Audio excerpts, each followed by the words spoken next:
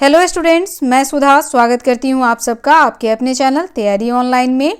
आज की इस वीडियो में हम 1 जनवरी से लेकर के 10 जनवरी तक के सभी मोस्ट इम्पॉर्टेंट क्वेश्चंस को कवर अप करेंगे। आज का ये वीडियो डिटेल होने वाला है, तो आप जल्दी से इसे लाइक कर दें और अपने दोस्तों के साथ शेयर करें। आज के इस वीडियो में बहुत से इम्पॉर्टेंट क्वेश्चन होंगे।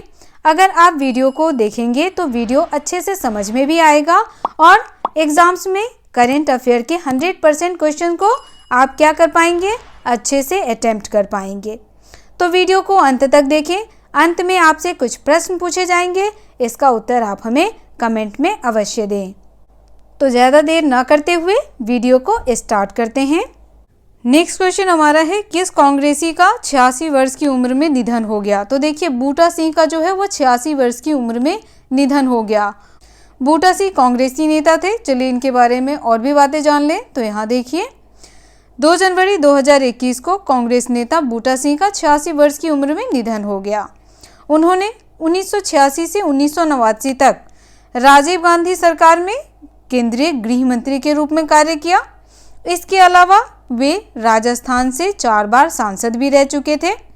उन्होंने 1995 से 1996 के बीच केंद्रीय उपभोक्ता मामलों के मंत्री, नागरिक आपूर्ति और सार्वजनिक वितरण विभाग का भी कार्यभार संभाला है। 2007 से 10 के बीच राष्ट्रीय अनुसूचित जाति आयोग के अध्यक्ष भी रह चुके हैं बूटा सिंह। उसके बाद 2004 और 6 के बीच बिहार के राज्यपाल के रूप में भी उन्होंने कार्य किया था। नेक्स्ट क्वेश्चन हमारा है, किस देश ने हाल ही में मृत्यु दंड को समाप्त करने का निर्णय लिया है। तो देखिए, किस देश ने किया है, कजाकिस्तान ने। कजाकिस्तान ने मृत्यु दंड को समाप्त करने का निर्णय हाल ही में लिया है। तो यहाँ देखिए, ये है कजाकिस्तान का मैप। इसकी राजधानी है नूर सुल्तान।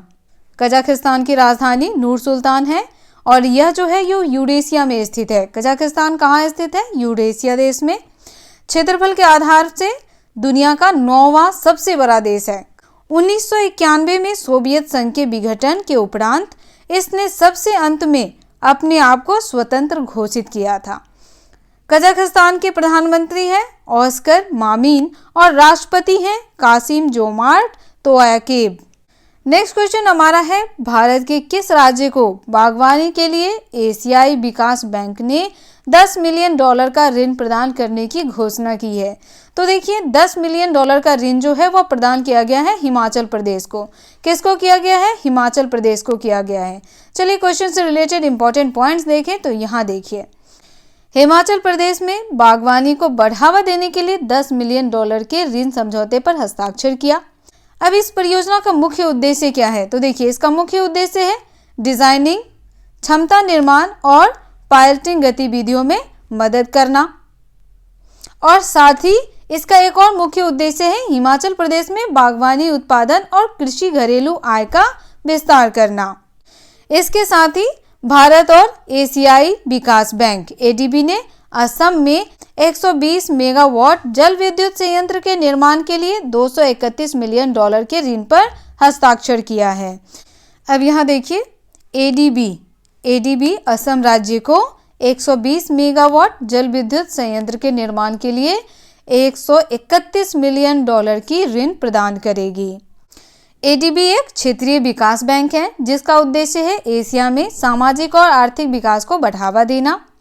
इसकी स्थापना दिसंबर 1966 में की गई थी। इसका मुख्यालय मनीला, फिलीपींस में है। इसके कुल सदस्य हैं 68 जो हैं इसके कुल सदस्य हैं, जिसमें 48 एशिया और प्रांतीय क्षेत्र जबकि 19 बाकी अन्य क्षेत्र के सदस्य हैं। नेक्स्ट क्वेश्चन हमारा है, अभी तक का सर्वाधिक जीएसटी संग्रह किस माह में दर्ज किया गया। तो देखिए, अभी तक का सर्वाधिक जीएसटी संग्रह जो है वो दिसंबर 2020 में दर्ज किया गया है।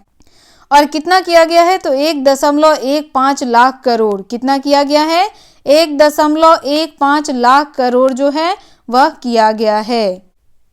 चलिए इससे रिलेटेड इंपॉर्टेंट पॉइंट्स आपको बता दिया जाए। तो यहाँ देखिए, दिसंबर 2020 में 1.15 लाख करोड़ से अधिक जीएसटी जो है वह एकत्र किया गया, जो 2019 के मुकाबले में 12% अधिक है। कितना है, 12% अधिक है। अब यहाँ देखिए दिसंबर 2020 में एकत्र सकल जीएसटी राजस्व कितना है, तो यह है 1,15,174 करोड़, जिसमें सीजीएसटी है 21,365 करोड़ और एसजीएसटी है 27,804 करोड़ और आईजीएसटी है 57,426 करोड़। अब देखिए सीजीएसटी क्या होता है। सीजीएसटी यानी central goods and service tax, यह लगाया जाता है घरेलू उत्पादों पे। उसके बाद एसजीएसटी, यह राज्य सरकार के द्वारा लगाया जाता है। एसजीएसटी का फुल फॉर्म है state goods and service tax. उसके बाद आईजीएसटी, आईजीएसटी का फुल फॉर्म है integrated goods and services tax, यह अंतर्राज्यीय लेन देन पर लगाया जाता है। नेक्स्ट क्वेश्चन हमारा है हाइड्रोजन पेरोक्साइड के उत्पादन की नई विधि किसके द्वारा ढूंढी गई है। तो देखिए यह नई विधि ढूंढी गई है CENS के द्वारा। किसके द्वारा ढूंढी गई है? CENS के द्वारा ढूंढी गई है।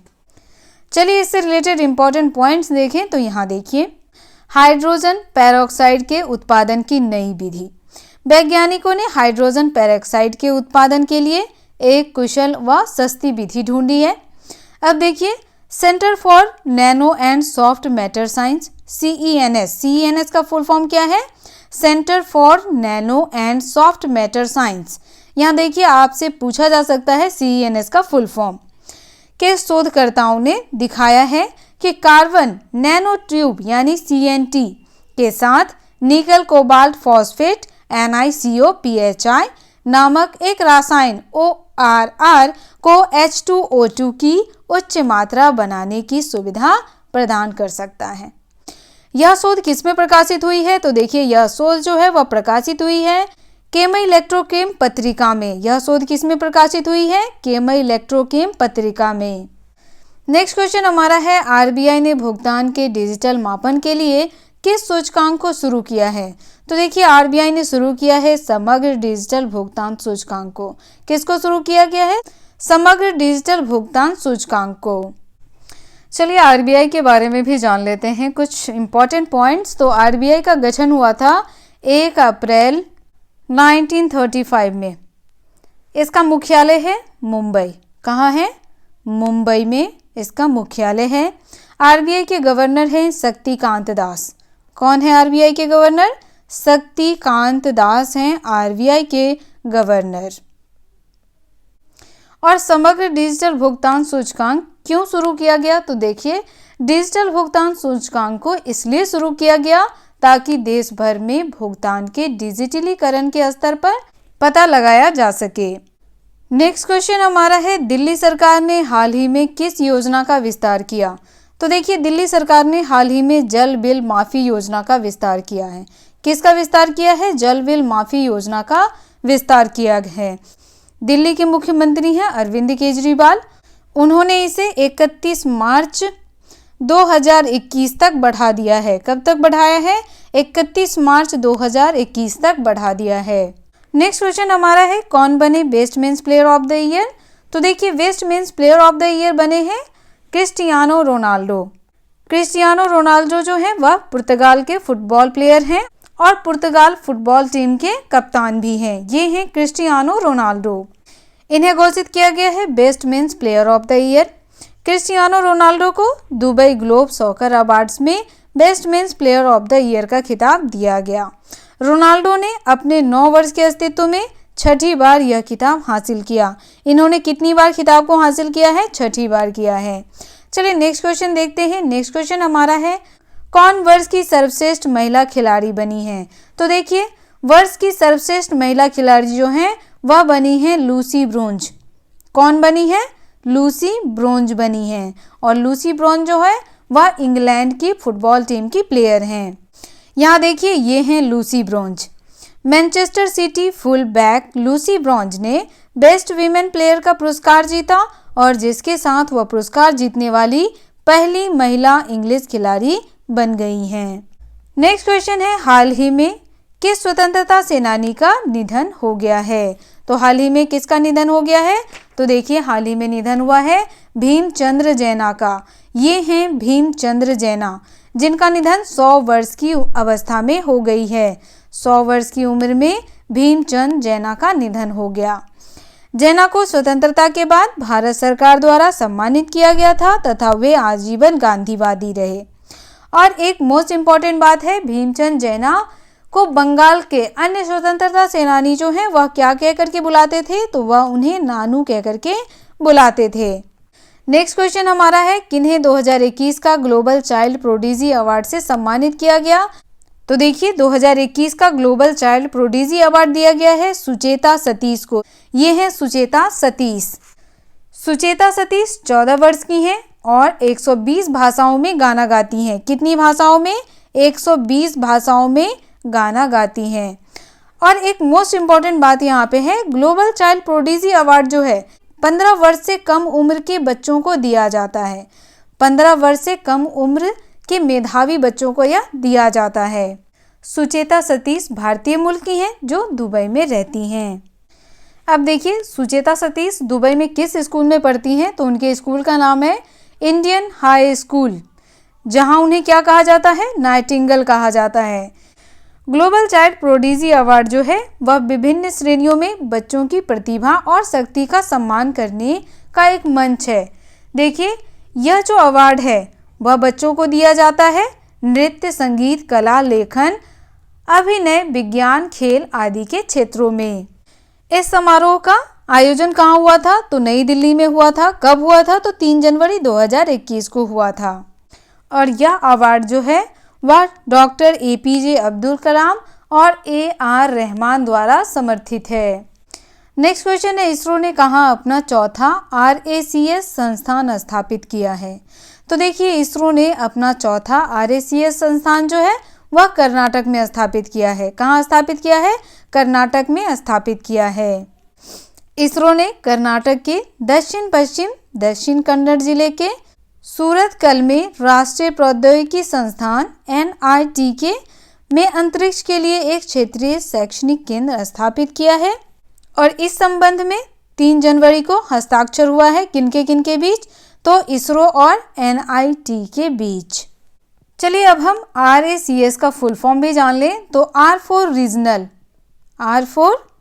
Regional, A for academic, C for centre, for space. ये हो गया फुल फॉर्म किसका? RACS का। चलिए इसरो के बारे में भी जान लेते हैं। तो इसरो का गठन कब हुआ? इसरो का गठन 15 अगस्त 1969 में किया गया। इसके संस्थापक थे विक्रम अम्बालाल साराभाई। और इसरो का मुख्यालय है बेंगलुरु। कहाँ है? बेंगलुरु में इसरो का मुख्यालय है। निदेशक कौन है? तो कैलाश बाबिदू सीवन निदेशक हैं इसरो के। नेक्स्ट क्वेश्चन हमारा है, YSR आरोग्य योजना क्या है? तो देखिए YSR आरोग्य योजना जो है, नेक्स्ट क्वेश्चन हमारा है YSR आरोग्य योजना क्या है? तो देखिए YSR आरोग्य योजना जो है, इस योजना के अंतर्गत गरीबों का मुफ्त में इलाज किया जाएगा। और इसका उद्देश्य क्या है? तो देखिए इसका उद्देश्य है गरीबों को मुफ्त में चिकित्सा प्रदान करना। योजना के तहत 2059 बीमारियों को कवर किया जाएगा। और यह योजना कब से शुरू किया गया है? तो 3 जनवरी 2021 से शुरू किया गया है। इस योजना का उद्घाटन किसने किया? तो आंध्र प्रदेश के मुख्यमंत्री YS जगन मोहन रेड्डी ने इस योजना का उद्घाटन किया। कहाँ किया है? तो एलूर में। नेक्स्ट क्वेश्चन है, यांग्स नदी कहाँ है तथा वहाँ किस प्रजाति को विलुप्त घोषित किया गया है? तो देखिए यांग्स नदी जो है वह चीन में है और यहाँ एक मछली की प्रजाति को विलुप्त घोषित किया गया है। अब देखिए ये है वह मछली की प्रजाति जिसे विलुप्त घोषित किया गया है। इसका नाम है पैडल फिश। यह पाई जाती है यांग्स नदी में। इसका नाम पैडल फिश है जिसे हाल ही में विलुप्त घोषित किया गया है। यांग्स नदी चीन में स्थित है। यांग्स रिवर सिस्टम की मूल निवासी और विश्व की सबसे बड़े मीठे पानी की मछली प्रजाति में से एक चाइनीज पैडल फिश है को विलुप्त घोषित किया गया है। चाइनीज स्वॉर्ड फिश के रूप में भी प्रसिद्ध। यह प्रजाति 7 मीटर तक लंबी होती है और माना जाता है कि यह 2005 और 2010 के बीच लुप्त हो गई है। नेक्स्ट क्वेश्चन हमारा है, हाल ही में भारत और पाकिस्तान ने किस सूची का आदान प्रदान किया है? तो देखिए, भारत और पाकिस्तान हर साल 1 जनवरी 2021 को क्या करती है? अपने परमाणु प्रतिष्ठानों की सूची का आदान प्रदान करती है। यह हर साल किया जाता है। कब? 1 जनवरी को। और देखिए, इस सूची के आदान प्रदान का एक मुख्य उद्देश्य है। क्या है वह मुख्य उद्देश्य? तो परमाणु संस्थानों पर हमला करने से रोकना। क्या करना? परमाणु संस्थानों पर हमले को रोकने के लिए इस सूची का आदान प्रदान भारत और पाकिस्तान के बीच किया जाता है और यह हर वर्ष किया जाता है 1 जनवरी 2021 को। इस समझौते पर सबसे पहले हस्ताक्षर किया गया था 21 दिसंबर 1988 में। कब किया गया था? 21 दिसंबर 1988 में। किसके किसके बीच किया गया था? तो राजीव गांधी और बेनजीर भुट्टो के बीच किया गया था। लेकिन इसे लागू कब किया गया? तो देखिए, इसे लागू किया गया था 1 जनवरी 1991 को। 1991 में इसे लागू किया गया। नेक्स्ट क्वेश्चन है, हाल ही में कछुआ पुनर्वसन केंद्र की स्थापना कहाँ की गई है? तो देखिए, कछुआ पुनर्वसन की स्थापना जो है वह बिहार में किया गया है। बिहार में कहाँ किया गया है? तो बिहार के भागलपुर में यह किया गया है। कब किया गया है? तो जनवरी 2021 में किया गया है। और यहाँ देख लीजिए, यहाँ जो है वह 500 कछुओं को आश्रय दिया जाएगा। नेक्स्ट क्वेश्चन हमारा है, 2021 में भारत ने कौन सा नया रिकॉर्ड बनाया है? तो देखिए, 2021 में भारत ने कौन सा नया रिकॉर्ड बनाया है? तो देखिए, भारत में 67,385 बच्चों को 1 जनवरी 2021 को जन्म दिया गया है। तो यह बन गया है भारत में नया रिकॉर्ड। यूनिसेफ संयुक्त राष्ट्र बाल कोष द्वारा जारी आंकड़ों के अनुसार भारत ने नव वर्ष के दिन विश्व भर में जन्म लेने वाले बच्चों की सबसे अधिक संख्या दर्ज की है और यह बना है भारत का नया रिकॉर्ड। नेक्स्ट क्वेश्चन है, मेड इन इंडिया गेम फौजी को कब लॉन्च किया गया? नेक्स्ट क्वेश्चन हमारा है, मेड इन इंडिया गेम फौजी को कब लॉन्च किया जाएगा? तो देखिए, मेड इन इंडिया गेम फौजी को लॉन्च किया जाएगा गणतंत्र दिवस के शुभ अवसर पर और यह भारत के 72वें गणतंत्र दिवस के शुभ अवसर पर लॉन्च किया जाएगा। फौजी एक थर्ड पर्सन शूटर गेम होगा जिसे पूर्वी लद्दाख में हाल के भारत चीन संघर्ष के आधार पर बनाया गया है। किस आधार पर बनाया गया है? तो भारत चीन संघर्ष के आधार पर इसे बनाया गया है। नेक्स्ट क्वेश्चन हमारा है, हाल ही में किस मलयालम कवि का निधन हुआ है? तो देखिए, हाल ही में निधन हो गया है मलयालम कवि अनिल पांचूरन का। ये है अनिल पांचूरन का निधन 3 जनवरी 2021 को दिल का दौरा पड़ने से हो गया। नेक्स्ट क्वेश्चन हमारा है, विश्व ब्रेल दिवस कब मनाया जाता है? तो देखिए, विश्व ब्रेल दिवस मनाया जाता है 4 जनवरी को। क्यों मनाया जाता है? तो लुईस ब्रेल के जन्म दिवस के अवसर पर विश्व ब्रेल दिवस मनाया जाता है।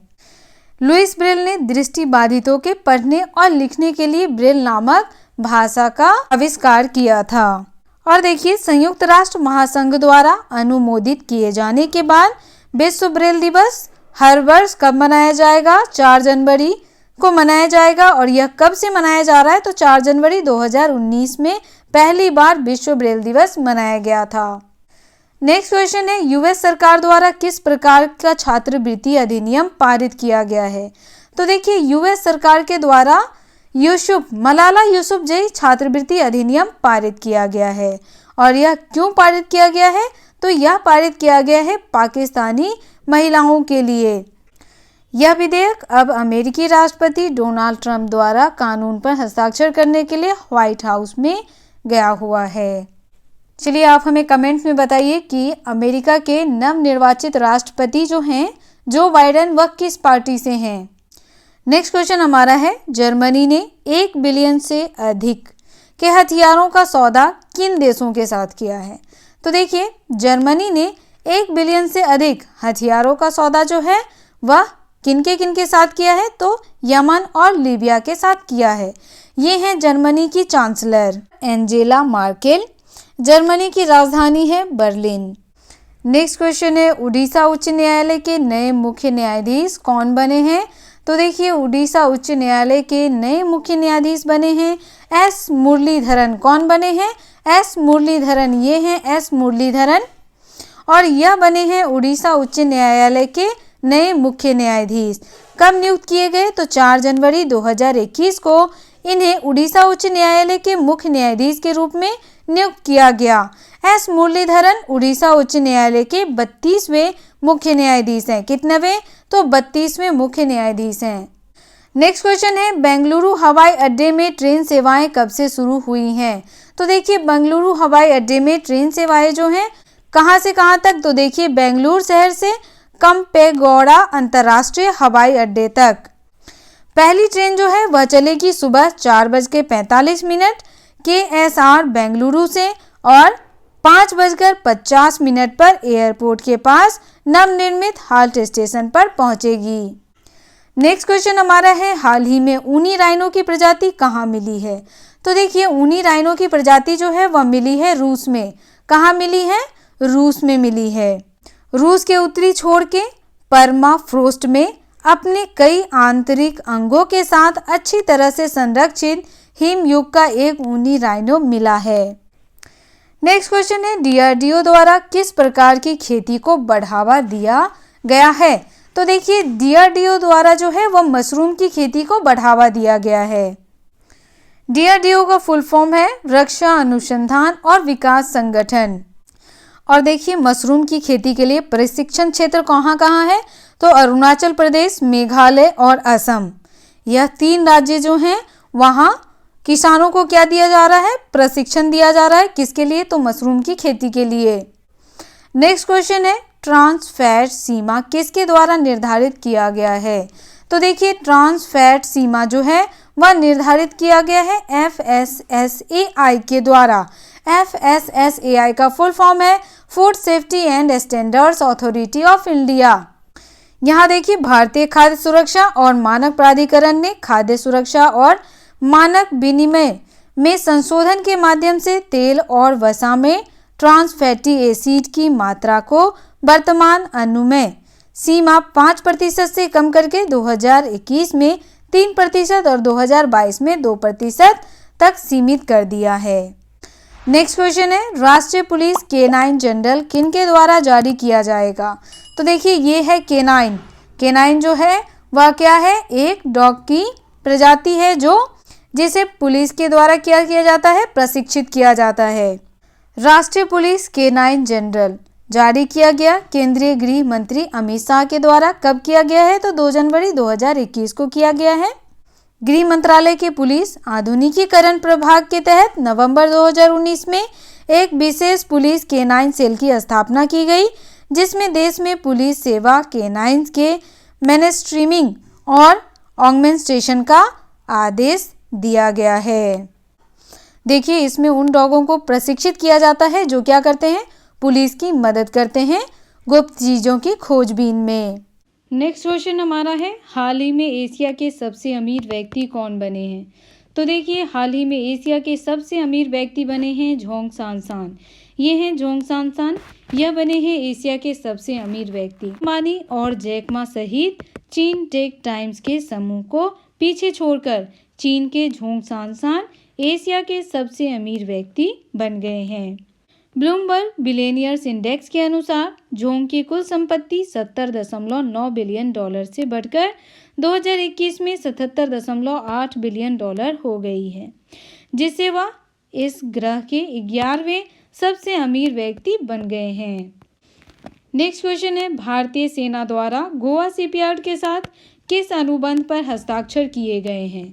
तो देखिए, भारतीय सेना द्वारा गोवा शिपयार्ड के साथ एक अनुबंध किया गया है। भारतीय सेना ने बड़े जल निकायों की निगरानी और गश्त के लिए 12 तेज गश्ती नौकाओं के लिए गोवा शिपयार्ड लिमिटेड के साथ अनुबंध किया है।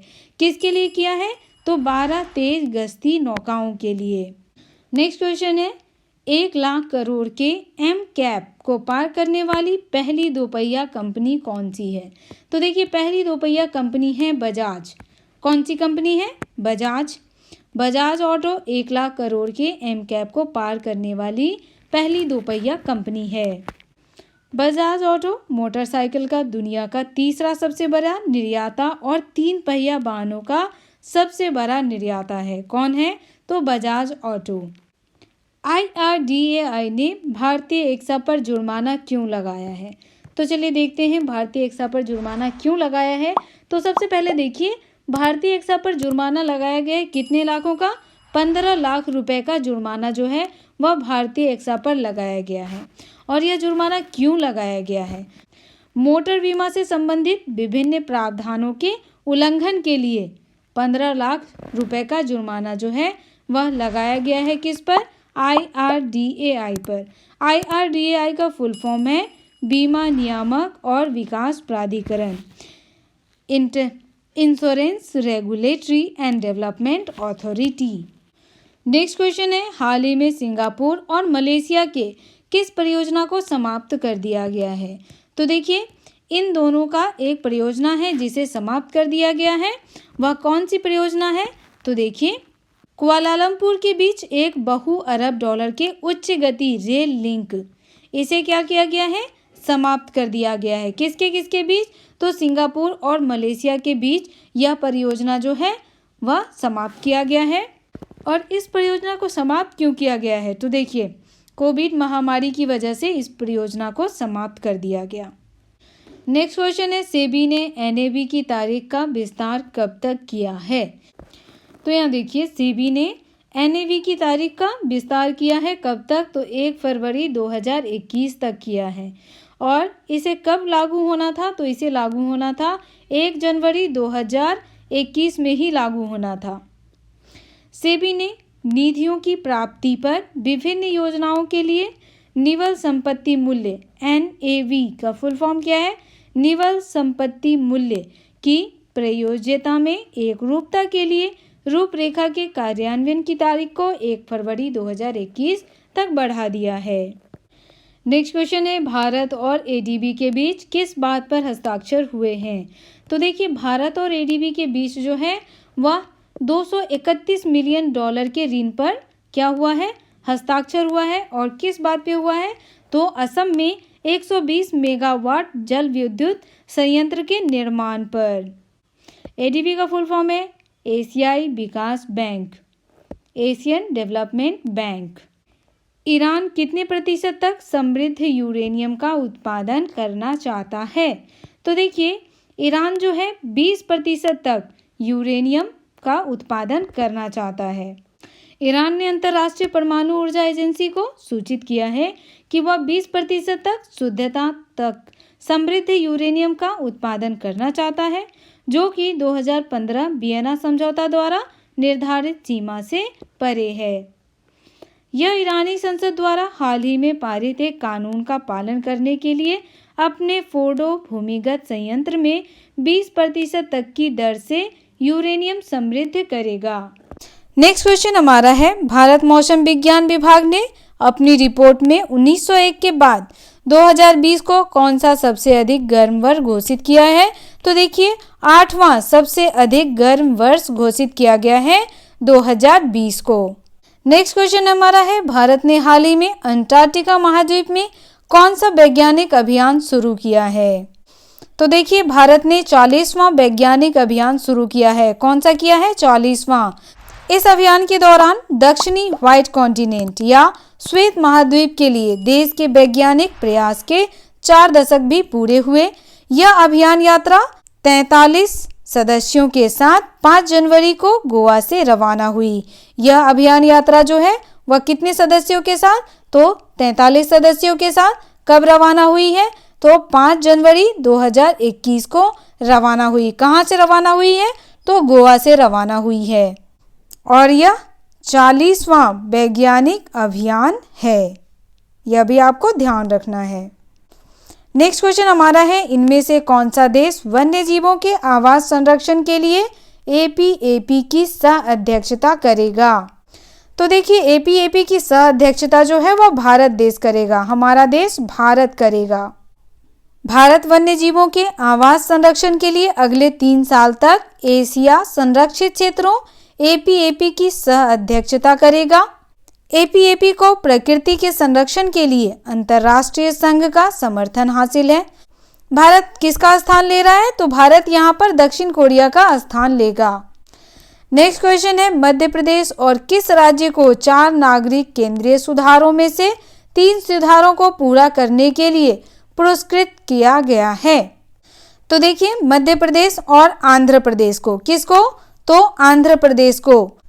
अब यहाँ देखिए, मध्य प्रदेश और आंध्र प्रदेश ने तीनों सुधारों को पूरा किया है और इसके लिए इन्हें पुरस्कृत भी किया गया है। इन दोनों राज्यों ने one nation one ration card reform, is of doing business reform और अर्बन लोकल बॉडी रिफॉर्म को पूरा कर लिया है।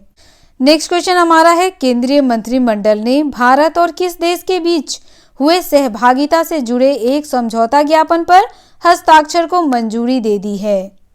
तो देखिए, भारत और किस देश के बीच? जापान के बीच जो भी समझौता ज्ञापन हुआ है उस पर मंजूरी दे दिया गया है।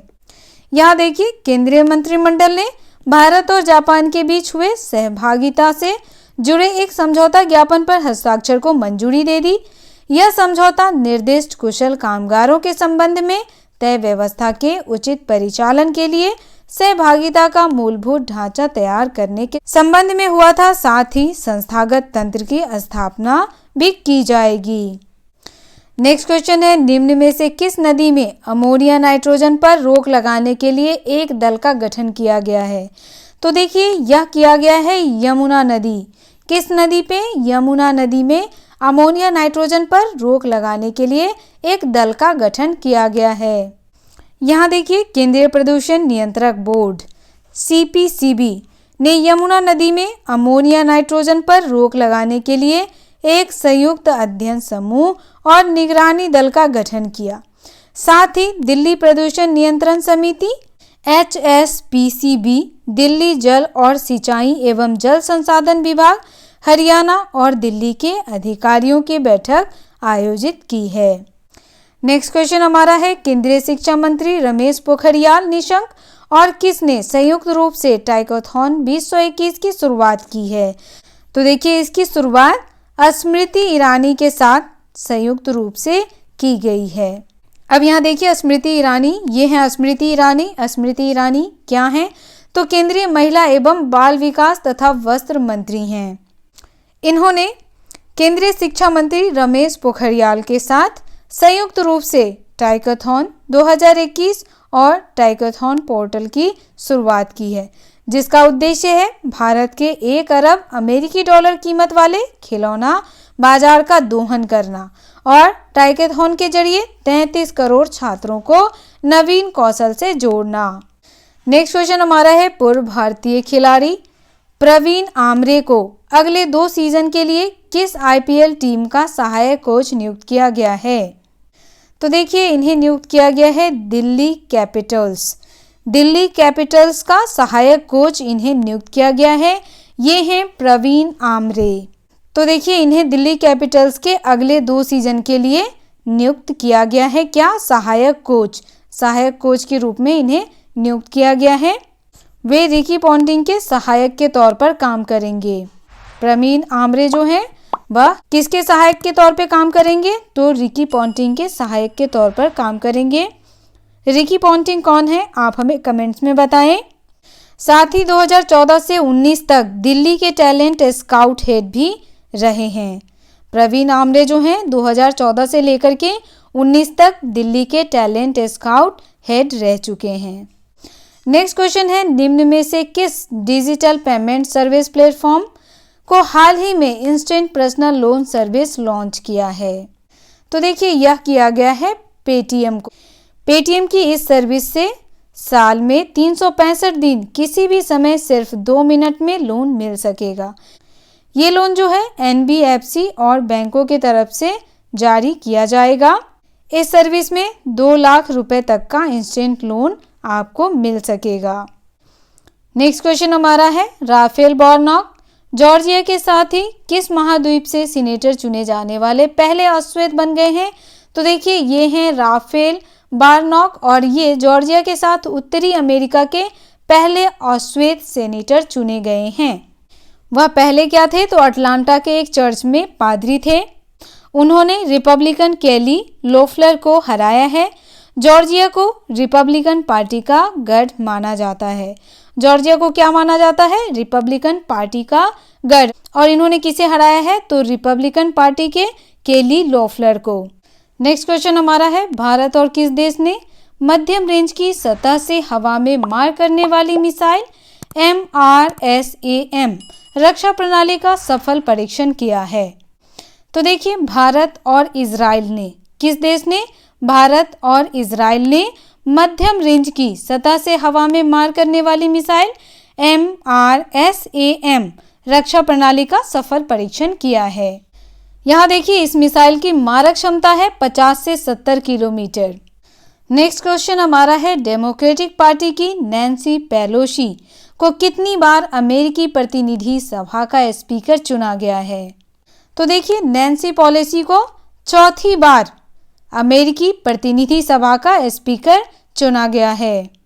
डेमोक्रेटिक पार्टी की नैन्सी पेलोसी को चौथी बार अमेरिकी प्रतिनिधि सभा का स्पीकर चुना गया है। वह पहली बार 2007 में स्पीकर चुनी गई थी। नैन्सी पेलोसी इस पद पर चुने जाने वाली पहली महिला हैं। स्पीकर कौन होता है? तो अमेरिकी सदन और राजनीतिक और संसदीय नेता होता है। नेक्स्ट क्वेश्चन हमारा, अनुरूप कुमार गोस्वामी ने हाल ही में किस उच्च न्यायालय के मुख्य न्यायाधीश पद की शपथ ली है? तो देखिए, अनुरूप कुमार गोस्वामी ने आंध्र प्रदेश उच्च न्यायालय के मुख्य न्यायाधीश के रूप में शपथ ली है। ऑप्शन नंबर 4 इसका करेक्ट आंसर है। शपथ किसने दिलाया है? तो आंध्र प्रदेश के राज्यपाल विश्वभूषण हरिचंदन ने।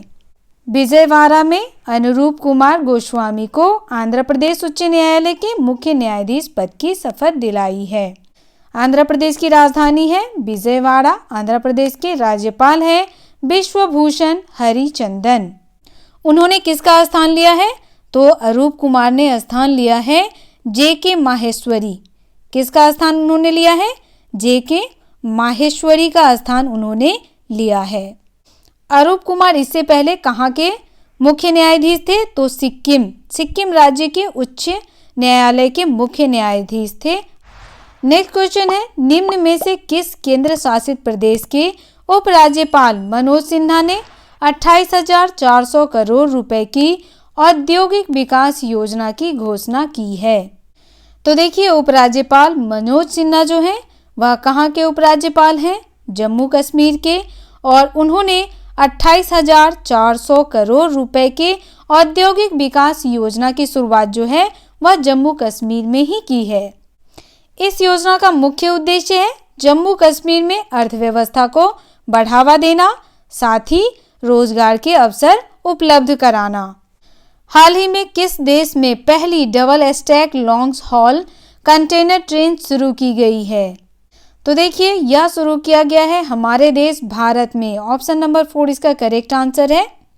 हमारे देश भारत में पहली double stack long haul container train शुरू की गई है। हमारे देश के प्रधानमंत्री श्री नरेंद्र मोदी जी ने इसका उद्घाटन किया। यह विश्व की पहली double stack long haul train है जिसकी लंबाई है 1.5 किलोमीटर।